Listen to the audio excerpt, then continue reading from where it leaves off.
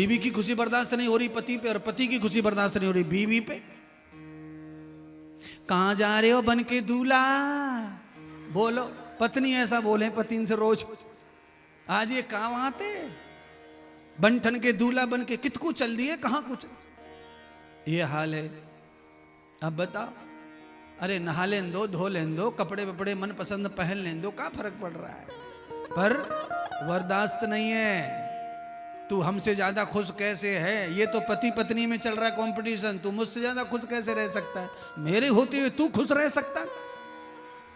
पति भी यही सोचता है, पत्नी भी। और पहले ऐसा नहीं था, पहले ऐसा था कि मैं दूसरे गांव से, दूसरे खानदान से इस कन्या को लेके आया हूं, ये सब छोड़ के आई है, ज्यादा से ज्यादा मैं इसे कैसे खुश रख सकूं। क्यों? सब भोले भाले लोग थे, तो सबके दिल में ये भाव था। अब भोला भाला कुछ नहीं बचा है, सब चालाक चतुर छाकटे बचे हैं, सबके सब। अपनी अपनी पड़ रही है सबको। अग्नि में फेरा लिए साथ, वहीं भूल जाते हैं दूल्हा दुल्हन दोनों, काय के साथ फेरे, कौन से फेरे, कहां के फेरे हैं। इतनी सारे लोगों के बीच में ब्याह हुआ है, सब भूल गए।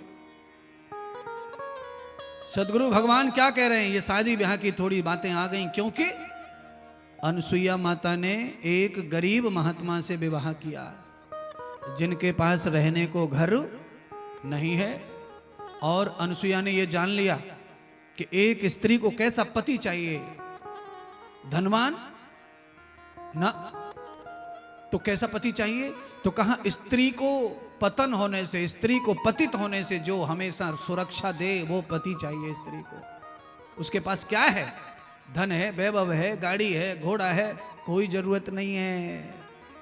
जिनके पास में सब कुछ होता है, देखते देखते उनका सब कुछ 10 साल में खत्म हो जाता है। और जिनके पास कुछ नहीं था, सब कुछ उनके पास है आज, और जिनके पास बहुत कुछ था उनके पास कुछ नहीं है। इसलिए बंधुओं, ये मत देखो कि गाड़ी घोड़ा बंगला क्या है, ये देखो कि किसी के पास में कितना स्वभाव अच्छा है, कितना करेक्टर अच्छा है, कितना जीवन अच्छा है, इसने क्या जीत रखा है।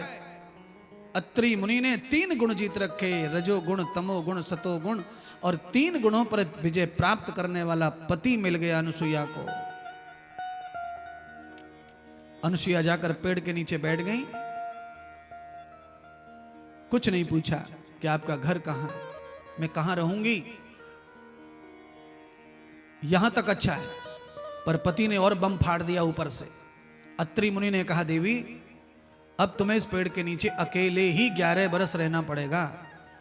11 बरस की मेरी तपस्या शेष है, उसके बाद हम गृहस्थ प्रारंभ करेंगे। एक तो घर नहीं है, चौड़ा जंगल और पेड़, और पत्नी को अकेला रहना है, उन्हें और जंगल में जाना है और तप करना है। अनुसुईया ने कहा, स्वामी ये तो मेरे सौभाग्य की बात है कि आप मेरे सामने भी तपस्या को जा रहे हैं, और पति तो वही महान है जो तपस्वी हो, योगी हो, आचरण से भरा हो। पर हे स्वामी, मेरा मन चित्त कैसे लगेगा, मुझे भी कोई मार्ग बताओ। तो अत्रि मुनि कहते हैं, देवी तुम्हारा जंगल में जाके साधना करना उचित नहीं है, स्त्री के लिए वर्जित माना है, इसीलिए तुम घर में रहकर ही सेवा करो। तो क्या सेवा करूं? तो अत्रि मुनि कहते हैं कि यह नर्मदा का घाट है, यहाँ बहुत सारे महात्मा संत परिक्रमा करने आते हैं नर्मदा जी की।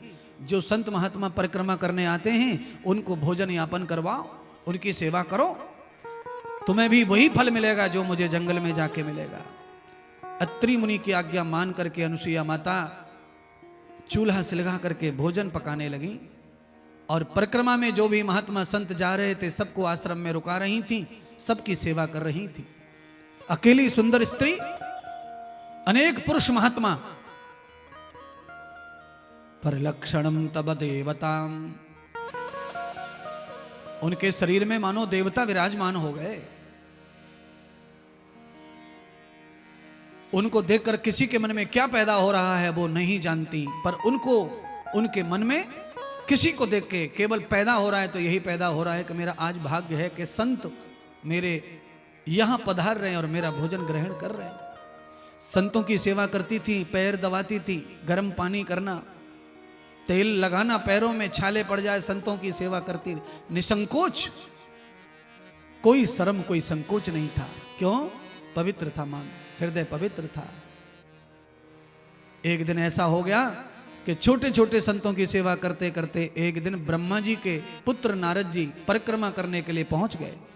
और आप सब कान खोल के सुन लो, केवल बड़े महात्मा बड़े संत की तरफ भागना नहीं है, छोटे छोटे महात्मा संतों की तरफ जुड़े रहो। उनके प्रति अगर तुम्हारी श्रद्धा है तो एक दिन बड़े महात्मा स्वयं तुम्हारी जिंदगी में आ जाते हैं, तुम्हें ज्यादा ढूंढने की जरूरत नहीं पड़ती है। छोटी सेवा शुरू करो, पहले श्रद्धा शुरू करो, आचार्यों के प्रति, साधु के प्रति आस्था प्रकट करो। नारद जी ने अनुसुईया को देखा, नारद जी को उनकी सुंदरता को देखकर लगा कि ये तो साक्षात नर्मदा प्रकट हो गई, मेरा तो सफल हो गया जीवन, नर्मदा माता का दर्शन हो गया। नारद जी को देख के अनुसुईया को लग रहा था कि साक्षात ब्रह्म सामने आ गया, मेरी तो सेवा सफल हो गई। दोनों ही पहचानते नहीं एक दूसरे को, एक में ब्रह्म देख रही है और एक में अनुसुईया नर्मदा बन गई, मां का रूप बन गई। अनुसुईया माता ने प्रार्थना की, हे मुनि, आज मेरा यज्ञ सफल हो गया, आप जैसे महात्मा का दर्शन करके आप यज्ञ का प्रसाद स्वीकार करें। नारद जी ने कहा, देवी मेरा यज्ञ प्रसाद तो स्वीकार करूं, पर मैंने व्रत लिया है, जब तक नर्मदा परिक्रमा पूरी नहीं हो जाएगी तब तक मैं किसी के हाथ का, किसी के घर का आहार ग्रहण नहीं करूंगा। कहा, हे नारद जी, ये आहार नहीं है, यज्ञ प्रसाद है। और दुनिया में कितना भी भयंकर व्रत हो, निर्जल व्रत क्यों ना हो, पर यज्ञ प्रसाद तो तब भी ग्रहण कर लेना चाहिए। आप ग्रहण कर लो, आपकी परिक्रमा पूरी हो जाए तब खा लेना, स्वीकार करो। इसीलिए आप प्रसाद खाते हैं कि नहीं खाते हैं वो छोड़ दो, पर प्रसाद को कभी इनकार नहीं करना चाहिए।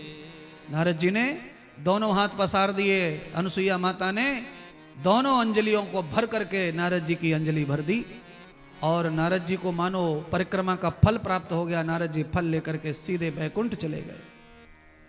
लक्ष्मी माता ने स्वागत किया नारद जी का, पार्वती जी ने स्वागत किया, सरस्वती माता ने स्वागत किया। नारद जी धरती लोक पर परिक्रमा करके आए हैं, मृत्यु लोक माया लोक में, और फंसे नहीं। इसलिए हे पुत्र, तुम धन्य हो। सब आरती कर रही हैं, पूजा कर रही हैं, जय जयकार कर रही हैं।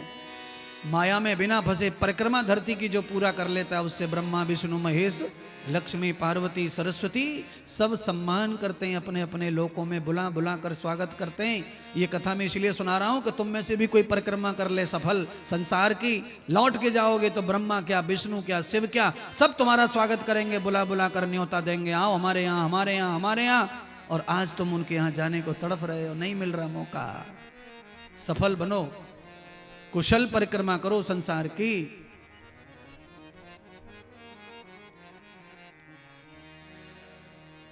लक्ष्मी ने कहा, नारद 3 साल बाद आए हो, भोजन कर लो बेटा। सरस्वती ने कहा, पुत्र तुम हमेशा लक्ष्मी के घर खाते हो, आज मेरे घर का खाओ। पार्वती ने कहा, हमेशा लक्ष्मी पार्वती सरस्वती, अरे कभी हमारे जंगल में भी मंगल कर लो नारद, आज तो हमारे घर भोजन करो। आप कल्पना करिए, जिस आदमी के लिए सरस्वती जन्म देने के बाद कभी भी नारद को भोजन कराने की प्रार्थना नहीं की, आज नारद धरती लोक पर आकर भक्ति में निपुण होकर वापस गए तो भोजन कराने वालों की लाइन टूट नहीं रही है महाराज। एक बार भजन ध्यान साधना अच्छी कर लो धरती पर, आपके लिए भी लाइन लगेंगी, खिलाने वालों की, बिछाने वालों की, सेवा वालों की। एक बार अच्छे हो जाइए बस। दिन भर खाने के लिए, भोगने के लिए दिन भर अगर उकसाते रहोगे खुद को तो कोई नहीं खिलाएगा, कोई नहीं पिलाएगा, कोई नहीं बुलाएगा। त्याग में सब भाव है। तीनों देवियों का भोजन नहीं लिया नारद जी ने, तो तीनों देवियों में घुसर फुसर चालू हो गई। लक्ष्मी थोड़ी चतुर थी, दोनों देवियों को कहा कि गड़बड़ है, दाल में काला कुछ है, नारद क्यों नहीं खा रहा, पूछो। लक्ष्मी ने पूछा, पुत्र हमारा प्रसाद तुम क्यों नहीं ले रहे, जब से धरती से आए हो तुम खाते नहीं कुछ, क्या हो गया है। अंत में नारद जी को कहना पड़ा, मां अब ब्रह्मलोक में, कैलाश लोक में और बैकुंठ लोक में अब वो भोजन में स्वाद नहीं रहा। कब से नहीं रहा, जब से मैं धरती पर अनुसुईया नाम की पतिव्रता नारी के यज्ञ का प्रसाद खा के आया हूं, सारे के सारे भोजन तुम्हारे नीरस लग रहे हैं। अब तो मुझे भूख नहीं लगती मां।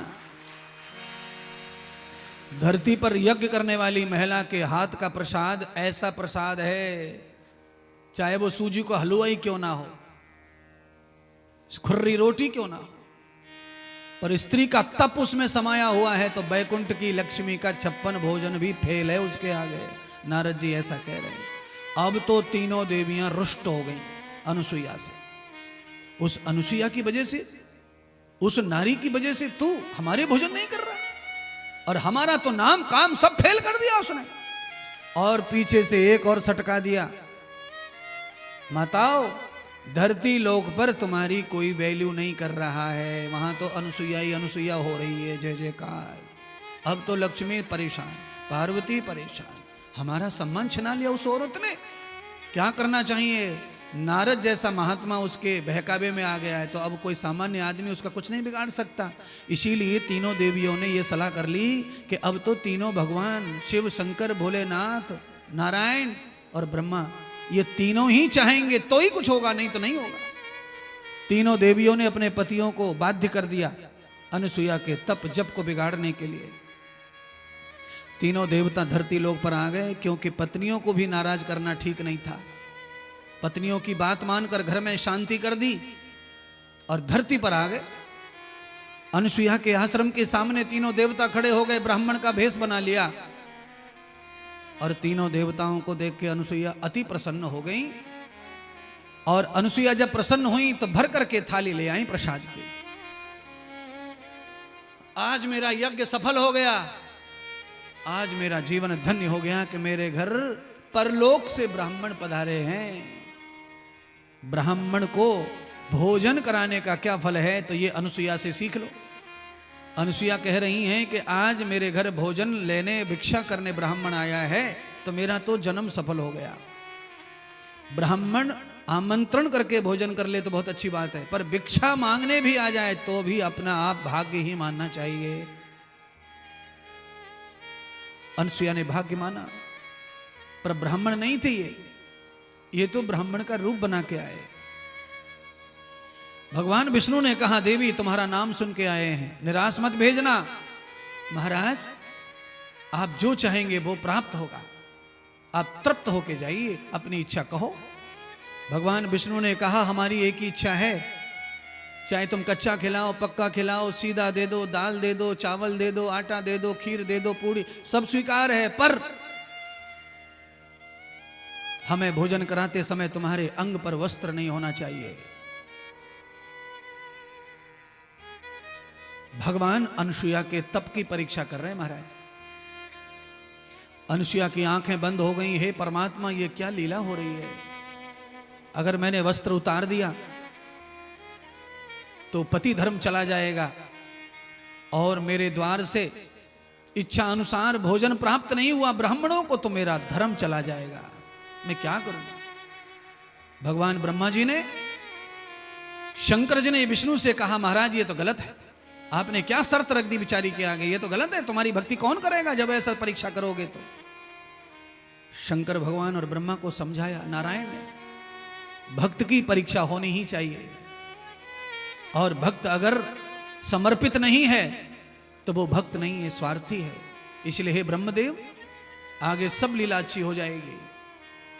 अनुसुईया कच्ची भक्त नहीं है, इसकी मदद हम करेंगे, पर इसी कसौटी पे उतरना ही चाहिए। तो भगवान नारायण अनुसुईया की बुद्धि में प्रवेश हो गए और अनुसुईया के विचारों से यह सत्य हो गया कि अनुसुईया ने यह निर्णय कर लिया कि पति तो मुझे बाद में मिला है, पहले तो मेरा ही धर्म बचाना चाहिए मुझे, और मेरा धर्म यह है कि मेरे द्वार से कोई महात्मा, कोई संत भूखा नहीं जाना चाहिए, चाहे मेरा सब कुछ चला जाए। अगर मेरे द्वार से कोई महात्मा, संत और कोई आचार्य, ब्राह्मण परिक्रमा करने वाले निराश चले गए, उनकी इच्छा पूरी नहीं हुई, तो मेरा ही धर्म खत्म हो जाएगा, फिर मेरी सेवा का क्या फल होगा। ऐसा सोचकर अनुसुईया ने निश्चय कर लिया कि तीनों देवताओं को आज मैं नग्न होकर भोजन कराऊंगी, चाहे मेरा सब कुछ चला जाए। उन्होंने इच्छा की है तो पूरी करूंगी। आंखें खोलकर कमंडल से पानी लेकर कहा, महात्मा लो हाथ धो लो, भोजन करो, मैं आपके समस्त शर्तों को मानने को तैयार हूं। जैसे ही कमंडल का जल हाथों में पड़ा, तीनों देवता अचानक छोटे छोटे बच्चे बन गए।